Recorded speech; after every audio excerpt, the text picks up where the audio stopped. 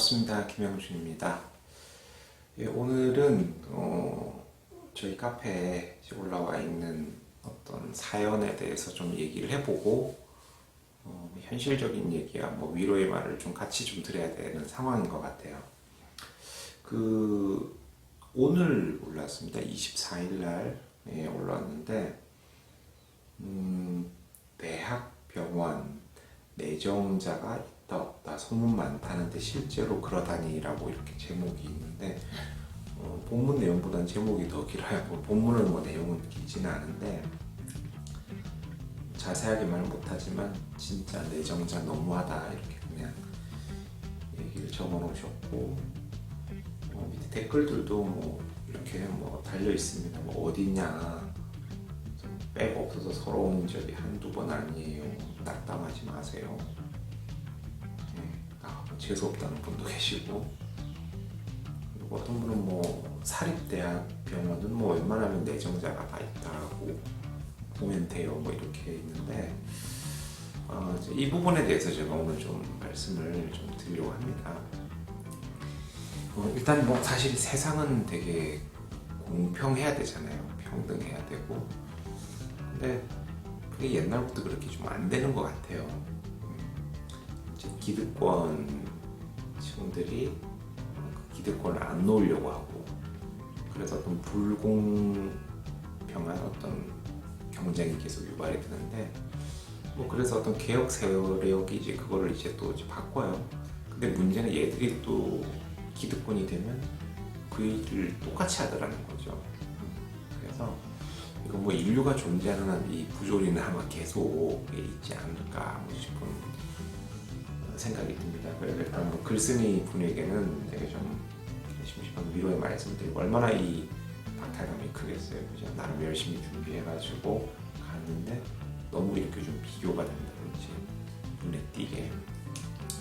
실제로 이제 제 후배 중에 한 분이 어떤 일이 있었냐면은 공기업에 예전에 이렇게 지원을 한 적이 있었어요. 굉장히 이제 노력을 많이 해가지고 이제 경쟁률이 거의 한 그때 500대 1 정도. 그래가지고 이제 시험 보고 뭐 이렇게 잘 올라갔어요. 그래서 이제 최종 면접까지 갔는데 이제 최종 면접에서 이제 2명까지 올라간 거예요. 2명. 이제 50%까지 이제 된 거죠. 나름 그 친구가 보면은 되게 좀 입담도 좋고 재치도 있고, 성격도 좋고, 체력도 좋고 해가지고 되게 호감형이었어요. 제 후배가. 그래서 이제 면접을 이렇게 이제 보는데 면접을 같이 들어갔대요. 2명이서 이제 같이 들어갔는데, 들어가고 나서 이제 본인이 떨어지겠다라는 거를 알았답니다. 면접관이 그 얘기를 하더래요. 옆에 있는 다른 그 지원자한테 아버지 잘 계시지? 딱 그걸 한마디 하는 거예요. 그러니까 이미 그 지원자의 아버지하고 지인이었던 거죠. 거기서 이미 주눅이 들어버리니까 사실 뭐 전이가 상실되겠죠. 이미 뭐 결과가 나와 있는 시합을 한다라는 건 되게 허탈하잖아요. 그래서 뭐 예상대로 이제 떨어지고, 그때가 좀 하소연을 했던 적이 있어요. 꽤 오래된 일이었어요. 그리고 이제 암암리에 실제로도 저희가 이거에 대해서는 절대 없다고는 말씀을 못 드릴 것 같습니다. 왜냐면 이게 옛날에 수능치고 내신 등급 이렇게 해가지고 탁탁 들어오는 거랑은 좀 달라요. 저도 학생들을 면접을 보잖아요. 고등학생 졸업해가지고 이제 대학 입시 그럴 때, 그러면 사실 면접 점수라는 게 있는데 이게 그렇게 변별력이 엄청 크지가 않아요, 사실은.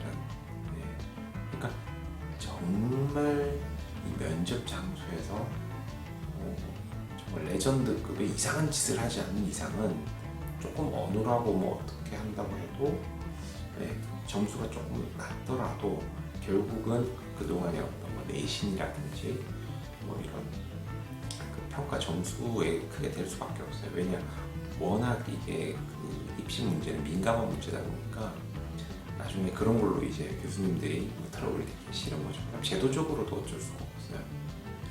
그런데 이제 입시하고 다르게 예를 들어가지고 좀 대학원이라든지 아니면 취업을 할 때 면접은 좀 얘기가 많이 다르다는 겁니다. 청탁 아닌 청탁이 있어요. 그러니까 표면적으로는 청탁이 아니에요. 무슨 얘기냐면 누구 뭐 부장님 안녕하세요 이렇게 해놓고 그 인사권자예요. 이번에 저희 처남 아들내미가 지원했는데 뽑아달라고는 얘기하지 않았습니다. 그건 청탁이죠. 지원했는데 좀 유심히 좀 봐주십시오라는 어떤 그런 식의 어떤 얘기를 한다는 거죠. 유심히 봐달라는 게 뭐예요? 잘 봐달라는 얘기죠. 근데 대놓고 뭐 청탁한 건 아니에요. 그리고 뭐 그런 걸로 뭐 금품 거래가 있었다 이러면은 굉장한 큰 이건 사건이지만 뭐 금품 거래가 없이 그냥 내정자가 되는 경우에는 사실은 이걸 입증하기가 쉽지가 않아요. 실제로 그 지원자가 그 가족이나 이렇게 막 계좌로 막 브로커를 통해 가지고 계좌 추적이 되지 않는 이상, 그러니까 비대가성으로 내정자를 만드는 경우에는 사실상 뭐 어떻게 할 말이 없다는 거죠. 그래서 세상은 생각만큼 그렇게 공평하지가 않습니다. 그래서 혹시 이 영상을 보시는 또 젊은 분들, 학생들, 취업 준비생 분들은 굉장히 화가 나실 거예요. 그래서 뭐 그렇다고 해가지고 제가 뭐 아닌 걸 그렇다고 얘기할 수는 없는 거고, 제가 드리고 싶은 말씀은 그런 어떤 부조리조차도 이겨낼 수 있는 확실한 자아, 그 다음에 경쟁력 이런 걸 좀 갖추시기를 바란다는 거죠. 뭐 쉽게 얘기해가지고 축구도 되게 편파 판정이 있을 수 있습니다. 우리가 쉽게 얘기해서 막 운동 시합도 홈 어드밴티지라는 게 있어요. 그러니까 그 원정팀보다는 그 홈팀이 이래저래 좀 유리한 판정을 좀 받는 거는 의례 당연히 있다라는 겁니다. 근데 왜냐면 아무래도 홈팀에 있는 그 응원하시는 분들이 많이 오잖아요, 시합에. 근데 그 홈팀이 자꾸 뭐 부당하게 좀 밀리고 이렇게 하면은 전반적으로 그 스포츠 산업 자체가 어떤 흥행이 좀 떨어지는 부분이 있어요. 그래서 어찌 보면 홈팀에게 조금 더 유리한 판정을 해주는, 대신에 너무 대놓고 티를 낼 수는 없겠지만 어느 정도 유리한 판정을 조금 해주면서, 대신에 또 이 팀이 홈팀이 이제 원정을 갔을 때는 또 이제 상대팀이 조금 그런 보상적 판정을 받는, 그게 좀 암묵적인 어떤 좀 그런 게 좀 있긴 있습니다. 그러니까 전반적인 어떤 그 스포츠 산업을 조금 이렇게 살리기 위해서 어느 정도 허용되는 범위 안에서는 약간의 쏠림은 조금 있다라는 거죠. 저 같은 경우에도 어쩔 수가 없는 게, 학생들 그 중간고사, 기말고사 시험지 이렇게 내잖아요. 저는 몰랐는데 옛날에 서술형 답안지 같은 경우에는 이게 사람의 감정이 개입이 될 수가 있어요. 이게 그러니까 평상시에 인사 잘하고 수업 때도 좋고 그런 학생들이 시험지를 이렇게 써놓은 거 보면 좀 조금 써놓으면 요약을 잘했구나라고 나도 모르게 생각하고, 많이 써놓으면 공부를 좀 열심히 했구나라고 이렇게 그냥 나도 모르게 이렇게 판단이 되어버리는 거죠. 반대로 이제 평상시에 맨날 졸고 지각하고 다 이렇게 찍혀있는데 조금 쓰면 얘는 공부를 안 했구나, 많이 쓰면 얘는 왜 이렇게 요약을 못해, 뭐 이런 식으로 사람이기 때문에 감정이 기입될 수 있다는 거죠.